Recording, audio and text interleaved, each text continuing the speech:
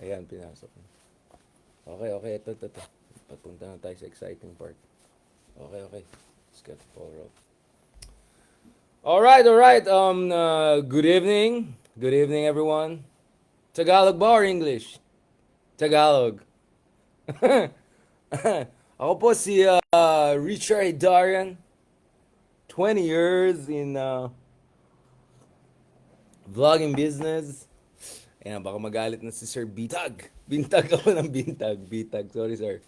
Kitang-kita yung mga ano natin, yung mga billboards ni Sir Bitag. Okay, shout out naman dyan sa mga katulfonatics natin dyan. Anyways guys, boom, boom, boom. Marami tayong pag-usapan. Thank you very much again sa lahat ng mga nagdasal at nag-send ng good wishes. Yung pinost natin kanina na, by the way, hindi akong kumuha na ibang tao, kasama natin mami, tita, ganun. Yung zero visibility, obviously I didn't post it while driving. Bawal po yan. Pinost natin yan hours after driving. Sinisigurado ka lang yan kasi yung panahon ng mga walang yung Duterte people na yan, kung ano-ano, yung picture pa namin ni Picasso, ginamit nila ng gagawa ng mga kalokohan ng kaso. Anyway, 20 years. Anyways, thank you sa mga dasal nyo and prayers nyo. Yeah, that was quite crazy. And speaking of dasal and prayers, I hope everyone is keeping as dry and safe as possible. Obviously, kanina medyo malakas yung ulan sa norte, sa Baguio, palakas at palakas kagabi. Actually, yesterday parang halos di namin pansin na may bagyo at saka sanay na kami sa Baguio pag kaya ang Baguio.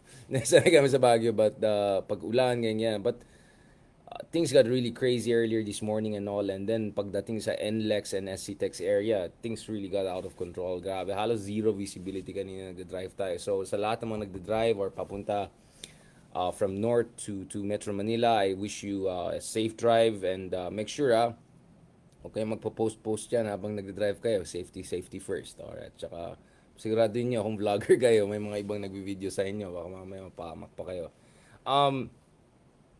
Obviously, medyo nakakabala yung mga nakita namin mga larawan, mga videos galing sa mga iba't ibang lugar sa Pilipinas. Di ba? Talo pa si Bitag sa akin. Mas marami akong Tagalog in the past 10 minutes. Hindi, nakakabala talaga yung mga nakita natin kasi lalo sa Naga, di ba? Kitang-kita natin sa Camsur area, Naga, and then Catanduanes, and then papuntang Aurora, Isabela, and then pa northwest direction na gano'n. Medyo malala yung nakita natin na epekto ng bagyong Christine, no? Pangalan pa ng pinsan natin. And nakita ko rin yung mga kaibigan natin especially mga ibang kaibigan at mga Facebook friends natin na actually kasama sa Angat Buhay. I could see in their feeds actually how directly they were involved dun sa mga rescue operations and all. Kaya nung nakikita namin yung mga pictures and all, sabi ko, grabe pala to, malakas pala tong ulan na to at saka nakakabahala. So, again, our prayers and love dun sa mga kasama natin in different parts of the country, especially mga affected parts. Mukhang may parating pa daw na iba. No, hindi pa tayo nakapagpahinga. May parating na bago. So, that just tells you na, I always say this, ang Pilipinas ay swerte in a way na minsan hindi natin na-appreciate. Kasi, we are in a good neighborhood, if you think about it. Yeah, sige, even China. Because China is not like Russia or North Korea. I mean, kahit pa paano, China, there's the economy, investment, whatever, soft power side to it. Hindi lang sila parang North Korea, Russia na militaristic and all of that. And then more important, tignan mo naman ang kapitbahay natin. Taiwan, South Korea, Japan, Singapore, Malaysia. Mabait, maayos. Vietnam, Indonesia. So I would say we're very lucky in the Philippines. Now we're in a good neighborhood. Now contrast that to other regions of the world na it's a poor neighborhood, nothing as dynamic as our neighborhood. No offense, but if you look at Sub-Saharan Africa, Latin America, Central Asia, they're not in a growth pole. No, sa atin, syempre ang misfortune ng Philippines is pag kinompare mo ang Pilipinas sa mga kapitbahay natin, medyo mandidepress ka, but actually on an international level, we're not that bad. And we're also not so bad because we're also in a good neighborhood. No, mayaman yung mga kapitbahay natin, a lot of them democratic, a lot of them more stable, etc. So sabi ko talagang swerte ng Pilipinas, especially when you compare it dun sa mga bansa kunyari sa gitnang silangan.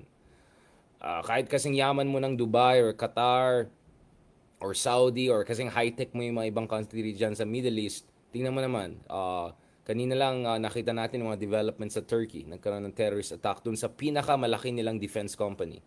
Allegedly, again, allegedly, because I don't always take the Turkish government statements. It's like I'm not sure, but allegedly by Kurdish separatist groups, PKK, etc.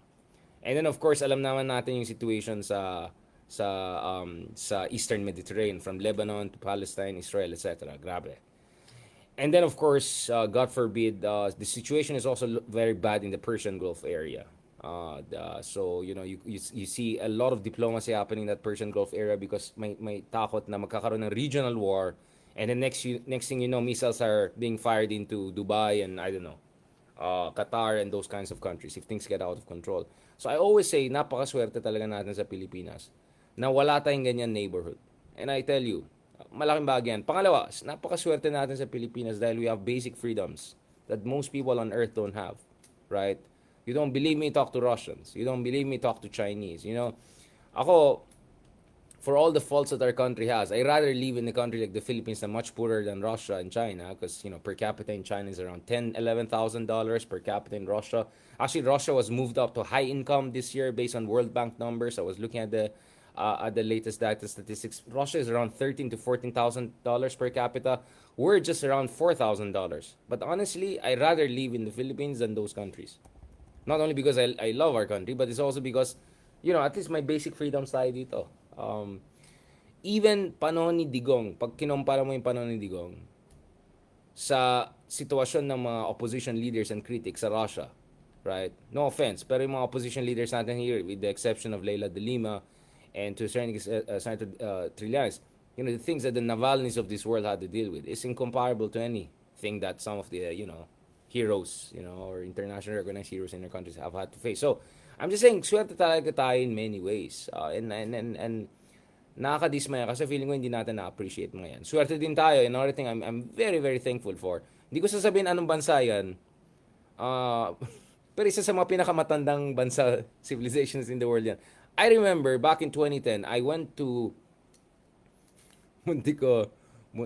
Pasensya na guys, matagal ako nag-drive. I've been awake since morning. Medyo pagod tayo. Yung mga itsura natin, bugawatan natin. Wala tayong No, but I remember a few years ago, actually not few years, sorry, more than 10 years ago, I went shopping somewhere, and then, after second try na, pwede ko i-try itong shoes, biglang sabi ng guy, are you buying or not? Are you buying, Habibi? Are you gonna buy it or not?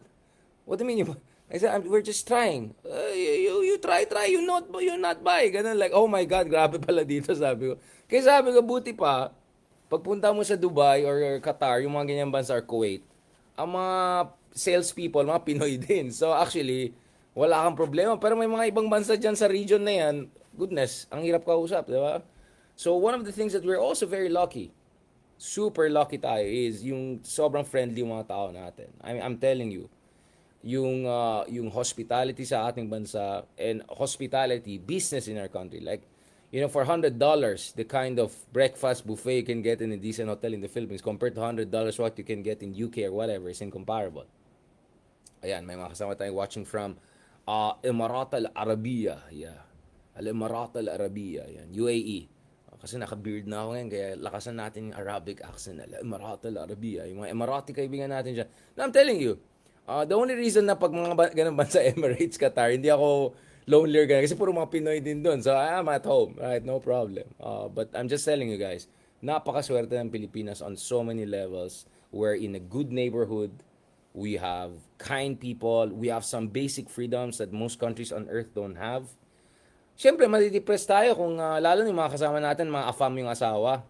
Pasensya na, hindi naman tayo lahat may afam na asawa, di ba? Yung mga, ganito siya, ganito kami sa Norway, ganito kami sa US, ganito kami sa German. Like, okay, good for you, but those countries are like 1% of the world, barely, right? So, syempre, sabi ko, minsan na-dismaya ako kasi masyado natin dinidown yung sarili natin bansa because we don't make proper comparison to a lot of different countries around the world. But anyway, having said all of those things, there are two reasons na ang Pilipinas ay also singularly not very fortunate. One is, we have the worst problem when it comes to political dynasties. Balita ko nga, may mga nagbo-vote buying dyan. Vote buying, hindi lang vote.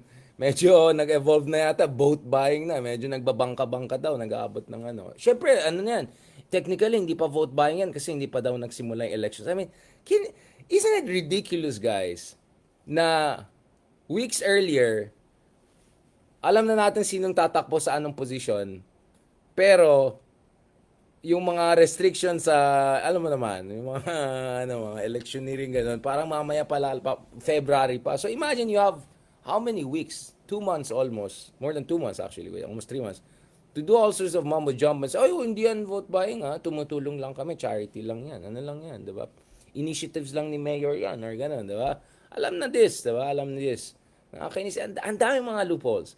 So I'll say, in one way, Philippines is very, very not fortunate. And that is etong talagang garapalan ng katrapuan na balita ko dun sa isang lugar, buong pamilya nandun na sa City Hall. Naalala ko pa yung isang ako po bilang unang millennial senatorial candidate. Sabi ko, wait. Meron akong millennial na kilala na senator candidate. Si Mark Gamboa. Bakit hindi siya yung, sabi niya, sipag at syaga. Ano daw, kasi swerte siya kasi si Mami, si Daddy, si Kuya, lahat ng Senado. Ginawang barangay, di ba? Ginawang barangay lang Senado natin. So, aminin natin, pagdating sa katrapuhan, meaning dynastic politics, yeah, we are one of the worst on earth. In fact, arguably, we have the worst dynastic politics situation in the world. In the world. Like, find me a country that has between 80 to 90% dynastic takeover sa mga elected offices. The numbers I saw is Argentina, 15%, between 5 to 15% depending what period. Mexico, 10% to 20%. US, 3%. I'm talking about the Bushes and Clinton. Actually, Clinton, mag-asawa lang, hindi na yung anak, si Chelsea. So actually, even Pakistan, mga buto, even the Gandhis, Nehru Gandhi in India, wala, next level pa rin tayo. Even Indonesia, I would say Indonesia is getting closer to us. Medyo na-inspire Indonesia sa atin. But we have the worst trapo system, especially among democracies. I remember, 12, 13 years ago, there was a Russian who came to me and said, Richard, my friend. I said, yeah, what's up? Borat na kami. My friend, you say your country is a democracy. How is it democracy? I look at the barangay hall in my place. It's hindi, syempre, itago natin sa pangalan na Reyes. Everyone is Reyes. And there's one whose name is Gonzales. Next thing I know, it's the son-in-law. How do you call yourself a democracy? Comrade, di ba? Ganun siya sa akin. Like, well, I mean, it is what it is, di ba? So, that's what I'm saying. Even yung mga Russians, mga iba, nasi-shock sa Philippines. Anong klaseng demokrasya yan, di ba? Ginawang family business. Talagang garapalan, di ba? Garapalan. May narinig nga ako na sobrang nakakatawa na apologist. Sabi niya, okay nga eh. Kasi, sabi niya, di ba, tingnan mo sa Korea, Samsung, yung mga ganyan family. So, family brand yan. So, bibili mo yung cellphone nila, Samsung. So, it's like, it's a brand. It's about credibility. Ganon. So, kung ano kayong family na known, bobotohin ka. Yung ganon, parang, wait lang, sabi ko, last time I check, hindi dapat business ang... that's why you don't have a Samsung dynasty in Korean parliament, right? Last time I checked, you don't have like 6 members of the Samsung family there. But here, yung mga oligarchs natin, hindi lang oligarchs, 10-10 pa sila tumatakbo sa kung anong posisyon. Di ka naman si Kuya, si Mami, si Daddy, di ba? Sipag at tiyaga, yung mga... So, that's one of our biggest misfortunes, I would tell you. That's very uniquely bad. That's really uniquely bad. I'll tell you how it's so uniquely bad that neither Asia nor Latin America has anything close to our problem. So, nung una sabi ko, sige. Asia, medyo, siguro baka iba yung culture natin kasi Hispanic, Americanized, Catholic. Pero nung nakausap natin mga eksperto galing sa Latin America, sabi nila, hindi, pati sa Latin America, hindi ganyan kalala. Kaya sabi ko, I gave you numbers of Argentina, Mexico, even Peru, right? With the Fujimori family. Hindi, talagang sobrang malala tayo. But, the other thing that makes the Philippines very unfortunate is yung susceptibility sa natural disasters. So, was this like 15 typhoon in how many months we have had? Crazy. So, base sa mga ibang reports na nakita ko, we are top 3 in the world in terms of susceptibility to natural disasters. But, what makes it really more disastrous is because dahil may katrapuhan ka ng mga leaders, and then you have natural disasters, when you combine the two, you get the worst of both worlds. Because, in theory, Japan is also a very susceptible country to natural disasters. It's on the ring of fire. I was in Japan not long after the triple tragedy, yung tsunami, yung earthquake, tsunami, then nuclear meltdown sa Fukushima. I was in Japan. But I realized in Japan, they swiftly were able to recover, at least nationally. Unfortunately, not so much in Fukushima. But nationally, because maayos yung gobyerno nila. In fact, sa sobrang maayos ng gobyerno sa Japan, kahit wala silang matinong prime minister, kasi papalit-palit yung prime minister nila. This is the time of DPJ Party, Democratic Party of Japan. Papalit-palit-palit, ang gulo. Dahil maayos yung estado nila, maayos yung mga institution nila, yung kanilang military, yung kanilang bureaucracy, naayos nila yan. Now, I'm not saying Japan is perfect because I talked to former Governor Fukushima, Governor Sato, and he told me may corruption din. Kaya nga nakalusot yung Fukushima because he said may mga problema yung Fukushima plant. But so I'm not saying Japan is perfect. There are many problems in Japan, including seniority, misogyny, you can talk about, but maayos sila in terms of ability to cope with complete disasters. I mean, imagine mo how many nuclear bombs and napalm bombs were dropped on Japan. Wala pang 10 years, Japan is still one of the fastest growing economies on earth. By 1960s, it was already back towards the top. So, being susceptible to natural disasters alone is not enough to make a country really miserable. Because if you have good leadership and strong institutions, kaya mo yan. Ang problema sa Pilipinas is, eto kasi, walang ya. Meron ka mga leaders, sabi nila, okay lang yan, resilient naman tayo resilient naman tayo. Kaya, there's this beautiful poem by someone from Louisiana, from New Orleans. Remember there was a horrible hurricane and then nag-flood yung New Orleans? I remember huge parts of New Orleans were completely devastated, especially the poorest part of New Orleans. And sobrang na-criticize si Bush on that, and there were a lot of accusations about racism kasi a lot of African-American communities among others were badly affected, etc. So there was a poem by this African-American poet, artist from New Orleans. So sabi niya, it's something along the lines, I'm trying to pull off the exact quote, but ang ganda ng poem niya. The poem was something like, I don't want to be resilient. I just want to have a dignified life. I don't want to be resilient. I just want to have a competent government. I don't want to be resilient. I want to live in a proper shelter and have proper food and have a warm and a comfortable place. I don't want to be resilient. So essentially, nakakapagod daw maging resilient. Kasi resilience is an excuse used by trapos and incompetent governments to say, kaya naman yan mag-recover kayo. The reason I got to know about that quote, that poem is because it was reshared by some Lebanese journalists. And sabi ng Lebanese journalists, ayun din ang problema sa Lebanon. Di ba? As you know, Lebanon had civil war, then there were multiple wars, regional wars, Israel-Arab war, 2006 war, and then now na binobomba-bomba ulit ang Lebanon, sabi niya, please don't tell us na Lebanese are resilient people. There's just so many times that we can keep on rebuilding our country. We're just sick and tired of being bombed and being in wars and being disasters and all of that. And not long ago, Beirut was known as the Paris of the Middle East. And it's a beautiful country. It's beautiful people. Great people, amazing people. No, I mean it in the truest sense of the word. So sabi, nakakapagod na yung term na every time na may kawawang bansa, sasabihin lang, resilient naman yan, makaka-recover naman yan, it will be fine. So, sabi ko, yun yung talagang singular misfortune ng Pilipinas na despite all of the advantages we have, good neighborhood, some basic freedoms, we have the worst type of people in charge given how vulnerable we are to natural disasters. So in many ways yung mga nangyari sa ating bansa ay mas man-made disaster than natural disaster.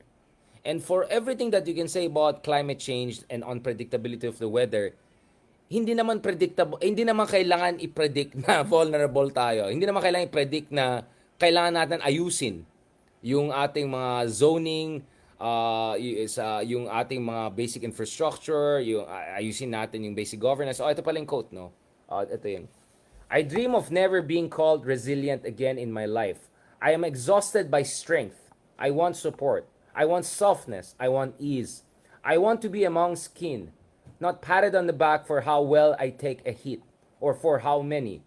Instead of hearing, you are one of the most resilient people I know, I want to hear, you are so loved. You are so cared for. You are genuinely covered.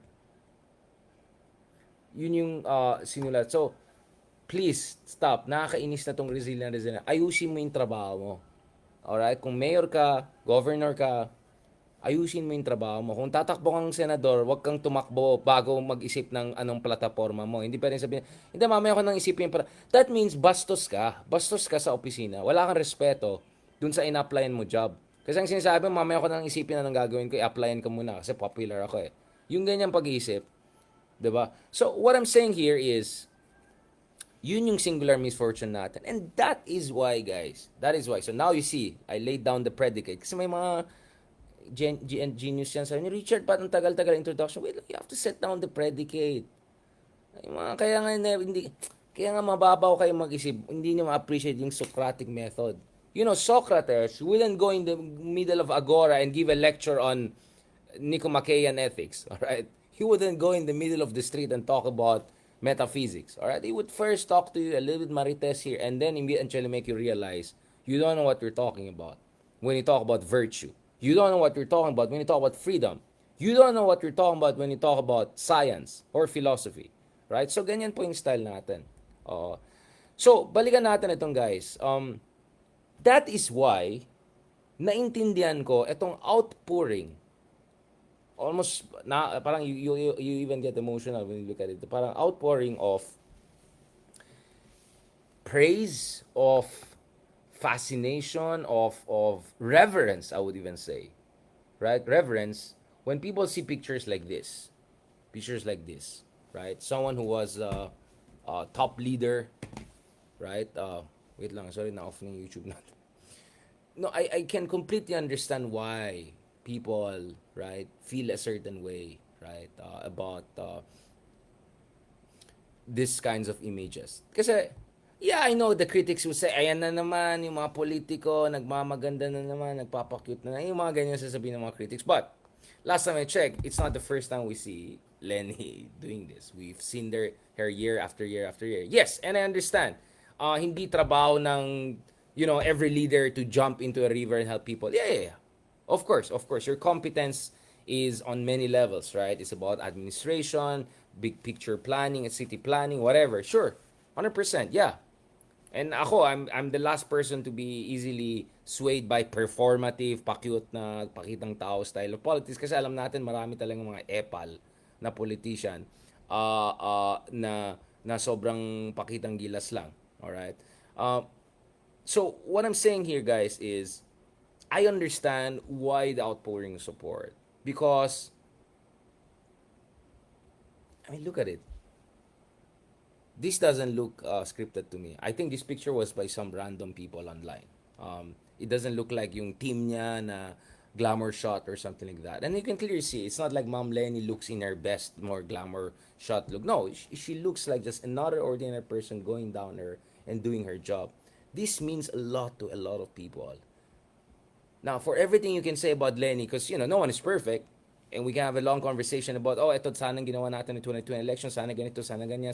Yeah, you can go back to 200 other episodes we have done about what Pink Movement should have done, shoulda, woulda, coulda, all of that. Yeah, but you have to also understand bakit ganyan yung outpouring of support because people are desperate for this kind of leadership. I mean, remember nung isang month nung nagkaroon ng bagyo, tingnan mo yung mga ibang politiko. Pupunta diyan pero naka Hermes, kulang na lang naka Hermes, naka Louis Vuitton waterproof, tapos ganun and naka makeup pa. I mean, and then now tingnan mo si Ma'am. Like, look at it. She's just an ordinary person there doing an ordinary thing. And that's precisely what people find extraordinary. Again, I'm saying all of this as someone who is always skeptical, like, ay, mga politiko, nagpapakita naman, performative, lalo yung mga Duterte type, yung mga ganon, na kunyari, parang, kunyari, masa-masa sila, ay, next thing you know, BMW naman yung bike, kunyari, masa-masa sila, pero, travel abroad, shopping Hong Kong, mga ganyan. Ayoko ng ganon, but look at this, guys. This is genuine, legit stuff, right? This is genuine, legit stuff.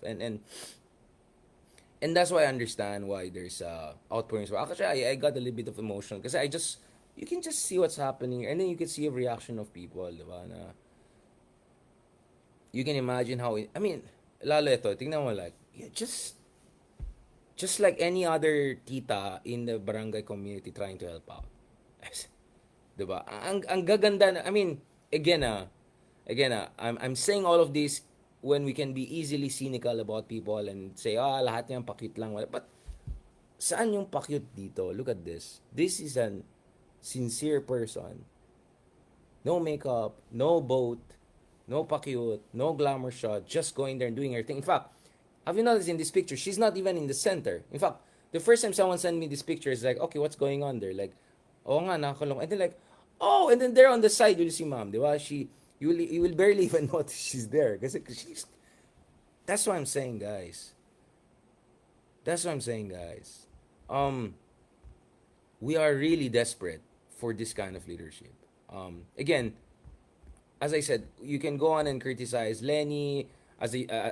People remember, I had some back and forth with people. I said, I don't think it was a good idea meeting Sarah. And then yung kay Mark Oleta, sabi ko, see, if we meet mga DDS, they're gonna try to twist it.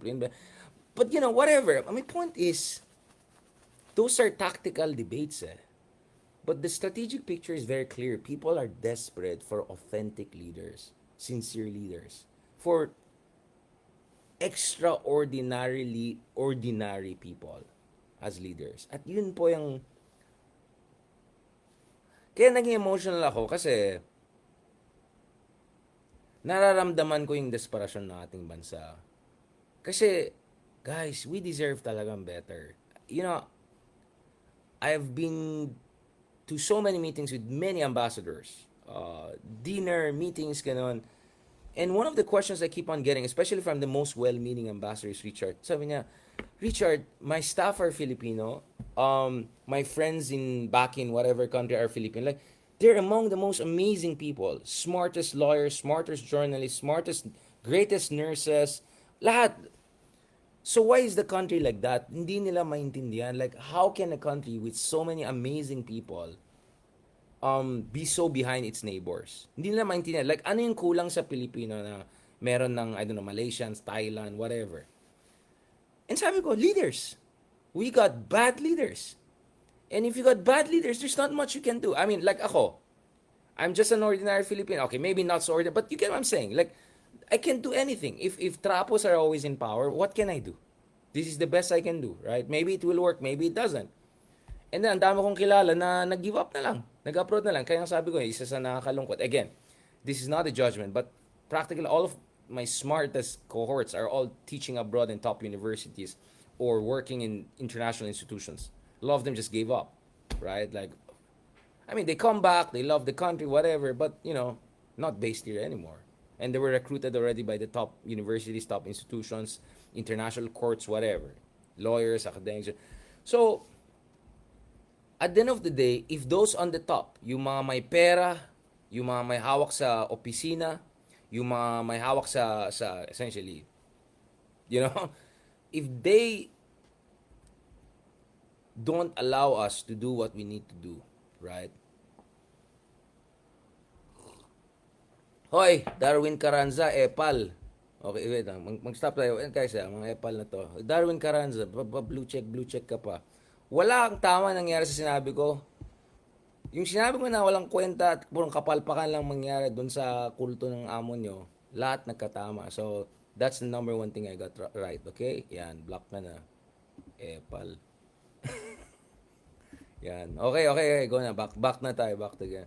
Yan ang sinasabi ko. See, this is what we have to deal with. When ordinary people like me who have wala akong confidential fund, wala akong 400 na staff na military, wala akong ganun. See, when we try to call out You see what they do to us? Babastusin tayo, ito-troll tayo, ika-character assassination tayo. Yan. Look at it. Kaya sabi ko, talagang kahit gaano kagaling yung Filipino middle class, ordinaryong Filipinos, if the leaders, those on the top, are sadot, sorry, Ilocano for tamad, are tabad, hindi ko na i-translate yan. You know what I'm saying? Are incompetent, okay, let's say, they're incompetent. They will really hold the country back. They'll really hold the country back. And then worst, yung mga followers nila, tingnan mo yung mga, yung Darwin, ano yan, pangalan, Darwin Carranza, pa blue check pang nalaman, as if naman kung sino. Makano kayang bayad niya para sa blue check.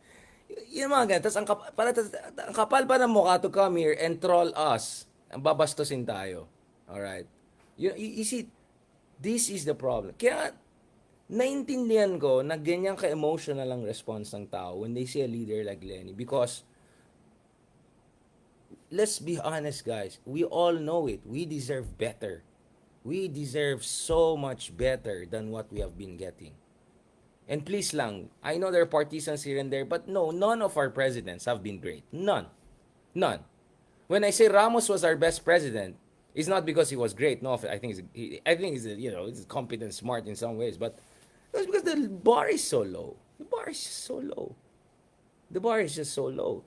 So sabi ko, talagang naintindihan ko why people get so emotional. Kasi, if you're Dutch, you're Swedish. Again, I'm not romanticizing those countries. I also know there are lots of problems in Sweden. There are lots of problems, immigration issues, right wing, ultra right. I know that. I was just in New Zealand, one of the best countries supposedly on earth. I wrote a piece on New Zealand among others, Trouble in Paradise.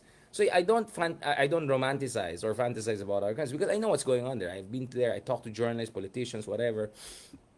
But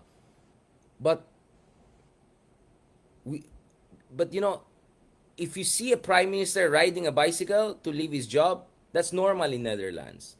If you see a prime minister riding MRT, LRT, that's normal in Sweden, right? If you see a leader na parang binili lang niya yung coat niya dyan sa sale dyan na sa sa Germany. So like, I can go on and on about it. If you see a leader na dating aktivista lang presidente na Chile or Espanya, that's what I'm saying, guys. Yun yung level. Yun yung level ng leadership sa ibang bansa. They're not perfect. They're very problematic, etc.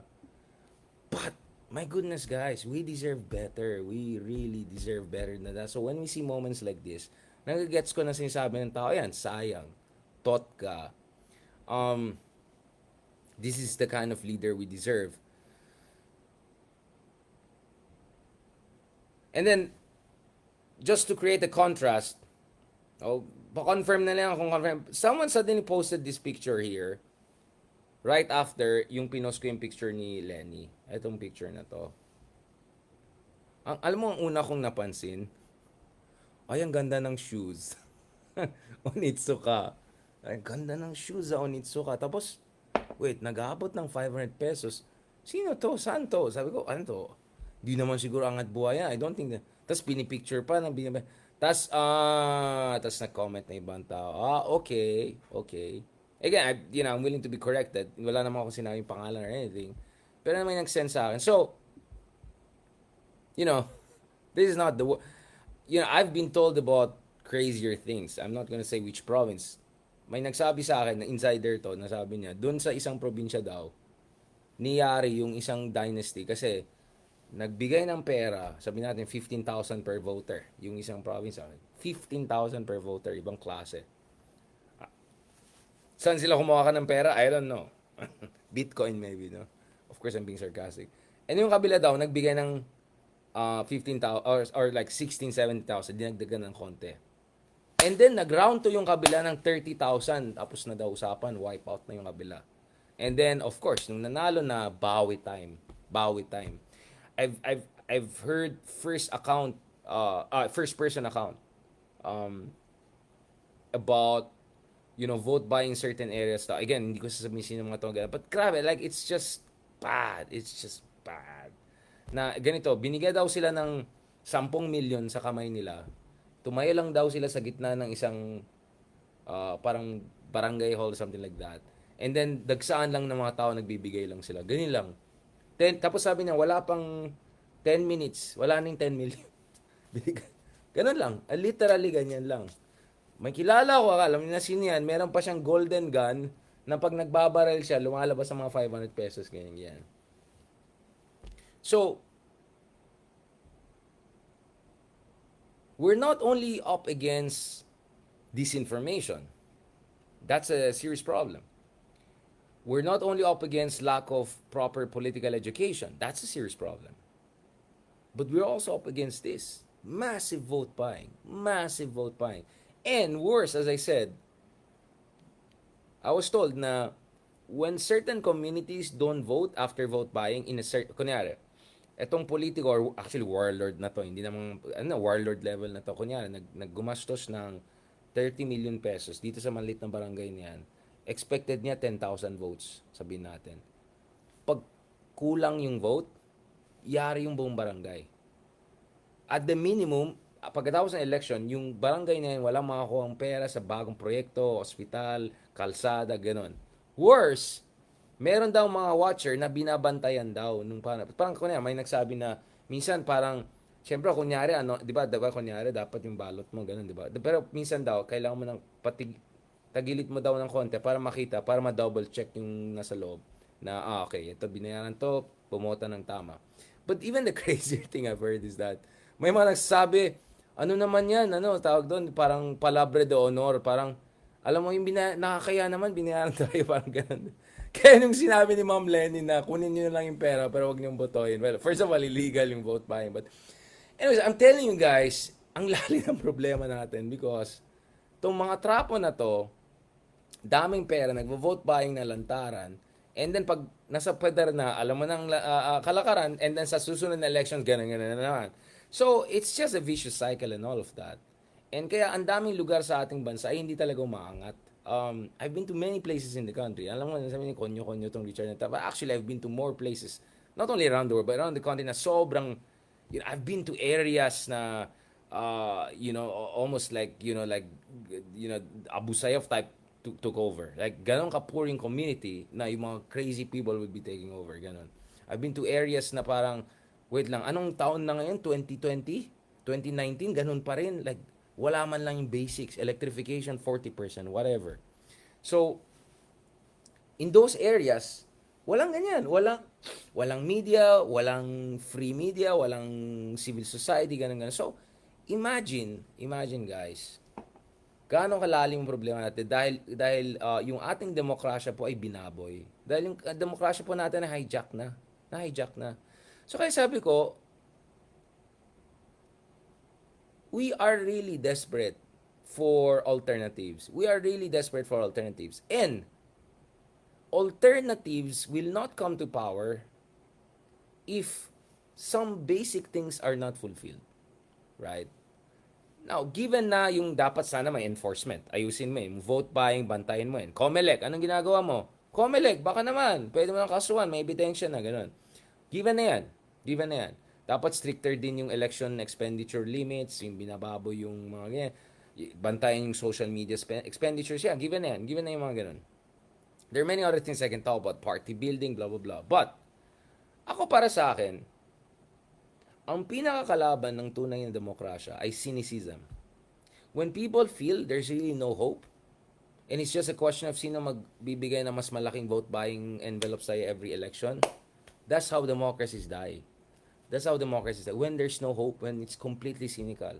When people see no alternative between Trapo 1, Team Kadiliman, Team Kasamaan. Actually, itong labanan na nakita natin, Team Kadiliman, Kasamaan, that has been the reality for many provinces for a very, very long time. Ang labanan lang, dito pa tayo sa isang trapo na to or dyan pa sa trapo na yan. I heard the same thing in areas where there was war. I've heard the same thing in areas na on surface look like a paradise. Pero labanan lang pala ng dalawang higanteng pamilya. And in some areas, it gets deadly. For instance, in Maguindanao. Alam na natin yan, sino yung mga dalawang options yan. So, that's what we're up against, guys. Hindi lang disinformation. It's this massive voter intimidation, vote buying. People are so desperate. They're just trying to get by on a daily basis. They don't even have a time to read newspaper, or they don't have access to any kind of so in that environment, I'll tell you what, for all the criticisms I may have of certain leaders in opposition, bakit kulang ka sa strategy, late ka nagsimula, bakit kulang yung coalition building, bakit walang fault, for every tactical issue I could raise. One thing that I never discount is this: to fight cynicism, you need hope. And hope is a psychological and emotional phenomenon. You cannot give hope to people by just showing them data. Kahit magsalita ako dito ng 10 taon, nabibigyan kita ng lahat ng datos. Ganito ang economic growth rate sa Pilipinas, GDP growth rate 7%. Ganito po ang returns natin ito. Okay? Those statistics and numbers will mean nothing if at the emotional level, people are so traumatized and hopeless that sabihin na, wala namang mangyari. Pili na lang tayo dito sa mga team kadiliman, kasamaan. So, it's precisely dun sa ganitong environment na yan, guys, that you need really a politics of hope. I know it sounds hopey, changey, as, what's her name? Uh, yung pinagtawanan si Obama, di ba, nung 2008 elections, di ba? Yung governor ng Alaska, si Hopey Changey, ganun. Yeah, it sounds hopey changey, but hopey changey is important in politics. Because politics, yun ang, alam mo, isa sa pinaka-napansin ko sa mga matatalino kong kasama. Intellectual elitism. Akala nila ang politika ay sa galing lang ng magsalita. Akala nila, sabi ko, this is not the Oxford Debate Union, right? This is not even the British Parliament, okay? Hindi ito labanan ng sino mas magaling magsalita or sino may data reason. Politics is about emotions, right? Politics is about, Sarah Palin, yeah. So, she was so crazy. Si Sarah Palin. Sarah, I can see Russia from Alaska Palin. Okay, now I think you get, Sarah, governor of Alaska, I can see Russia Palin. Those people. Great people, amazing people. But speaking of Sarah Palin, there's a big theory that she paved the way for Donald Trump. Because she paved the way for the Tea Party movement. Tea Party movement demolished Republican Party, moderate conservatives, and then it paved the way for Trump. Anyway, ibang usapan. We'll talk about US elections soon. As we get closer, isa pang eye roll ako dyan sa US na yan. But going back, so it's in that environment, guys, that mahalagang emotional factors, psychological factors. And this is precisely why I see hindi lang yung depth, yung lakas ng emotions, yung response dun kay Leni, but also yung pangangailangan natin ng ganitong mga leaders. I think no one in his right mind will say na, this person is perfect or this. No. Again, as I said, we can have a lot of discussions about kakulangan ng opposition. I mean, again, how many episodes we have made about that? But before we even get to tactics and mobilization and all, you need, first of all, to give enough Filipinos enough hope to be open to a different form of politics. So for me, we need like this. We desperately need symbols of hope. Symbols of what we actually deserve. Kasi alam ko, deep inside, we all know Even yung mga kababayan natin na sobrang marginalized, underprivileged, alam nila they could. Siyempre, I'm sure marami sa kanila, may mga OFW na kasama na nakapunta sa ibang bansa, tapos sabi niya, sa amin nga sa ganitong bansa, sa Singapore, diba? Nagtatrabaho siya, sabihin natin, kasambahay sa Singapore. Nga, sa Singapore nga, may socialized housing nga, sa Singapore, may subsidy yung nga, sa Singapore nga, kung nagkaroon ng corruption, diba? Yung isang, I think was it ex-president of Singapore who was recently, indicted for corruption charges. Again, I'm not saying Singapore is perfect. I can have a long conversation about how really things work. But, I'm sure marami rin mga ganitong kwento ay nagtitrickle down. Or yung mga iba, nagtrabaho sa Japan. Nakita nila, maayos, malinis, ganyan-ganyan. Yung mga politiko sa Japan, nagbigay lang ng pamaypay. Nakita, resign agad.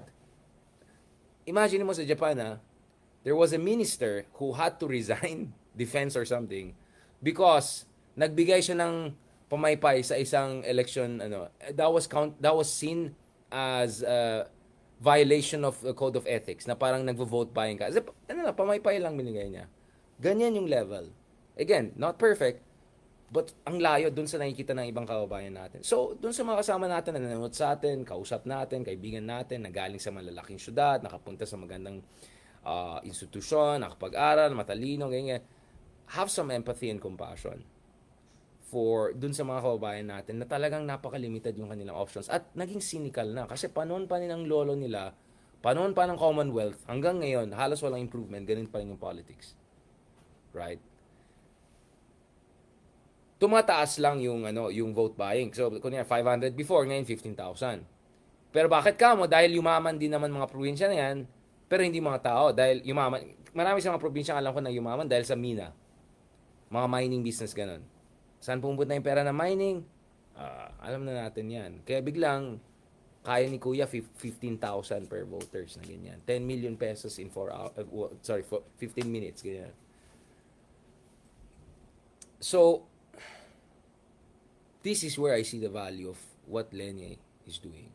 This kind of, hopey changey. Yeah, say whatever you want to say. But we need that kasi emotions matter, especially sa atin. I remember I told this to President Pinoy because I had a conversation with him about, kasi he was trying to explain things. Sabi ko, Mr. President, it's not about the facts of the case alone. It's about the message, it's about the emotion, it's about ganun. Kasi sabi ko, ang Pilipinas ay hindi Germany, hindi tayo Netherlands, hindi tayo Norway. We're not even US. We're more like Italy, we're more like Latin America. We're emotional people. So, I think it's in that context talaga. Na bakit daming natutot ka kay Leni, daming ganun. It's not because necessarily Leni would have been the best president ever, period. In fact, my argument would be is, baka buti nga nanalo yung team Kadil, parang team Kadil. You cannot say that. I already said that. But, of course, it's half sarcastic. But you see what I'm saying. Like, it takes a Marcos to bring down a Duterte, in short. But going back to this, you need these kinds of leaders. And, swerte tayo dahil hindi lang naman si Leni ang pag-asa ng opposition, pag-asa ng mas maunlad na bansa. Andun din yung mga iba. Andun yung mga katulad ni Riza Ontiveros, who may not have these pictures of going on the ground. I don't think Riza Ontiveros wants to have any picture of her taken again, but competence, what Riza Ontiveros brings to the picture, what a lot of others, the Ma'am Leila de Lima, the courage that she brought to the picture, the sacrifices she made. So, sabi ko, malaki talagang responsibilidad natin dito na hindi mag-give up. At malaki din ang responsibilidad natin na suportahan yung mga politiko, mga leader, kahit gaano ka-imperfect. And again, I've been very honest about kaya nga nababash ako ng big time ng opposition. Minsan dami mga, hindi na makakamping, pa na mga dilaw na galit sa akin. Okay lang yan. But they have to understand, my disagreements are on the tactical level. But on the strategic level, on the human level, hopey changey level, you need to see more of that. You really need to see more of that. And sa akin palagay, sana, more and more leaders, especially good leaders out there, really engage in sincere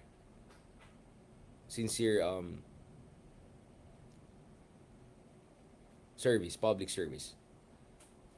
Kasi obvious naman kung nang-e-epal lang, di ba? Yung parang, kunyari, drama, ganun. Mga malalaman, hindi naman, matalino naman ang tao, nakikita natin kung kasinungalingan. Now, obviously, there's always a digong, there's always budol. There's always Duterte budol level, unfortunately. So, how do you beat the budol of Duterte's? This way. You have to beat it this way.